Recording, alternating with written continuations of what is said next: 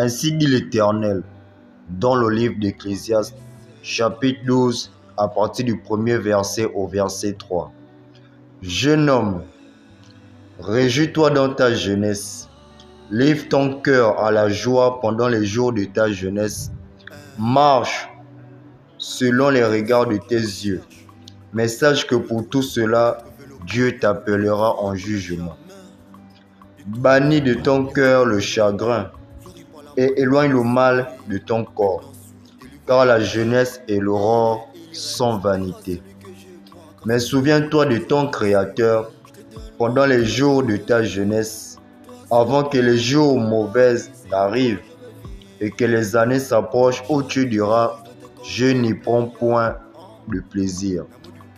Jeune homme, dans un monde ou dans une génération, du moins si tu es célibataire, les garçons courent après la drogue, le sexe et les femmes, donc l'immoralité sexuelle ou l'impudicité.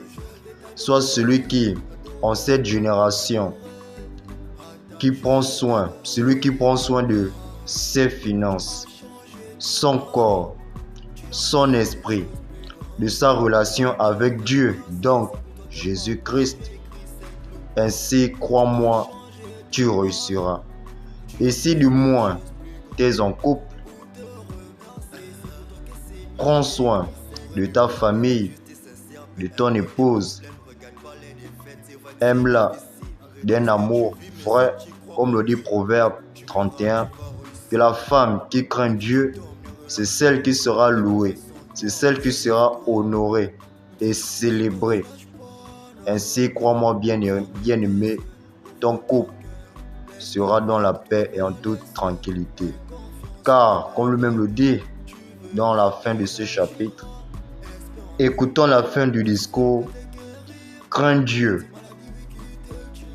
et observe ses commandements, c'est là ce que doit faire tout homme. Car Dieu amènera toute œuvre en jugement au sujet de tout ce qui est caché, soit bien, soit mal. Ainsi dit l'Éternel. Et si tu es venu jusqu'ici, donc jusqu'à la fin de cette vidéo, que le Seigneur Jésus-Christ fait quelque chose de nouveau dans ta vie. Pas comme toi tu le veux, mais comme lui, il désire pour toi. Selon sa volonté, je t'aime, mais Christ t'aime plus que moi. Ciao.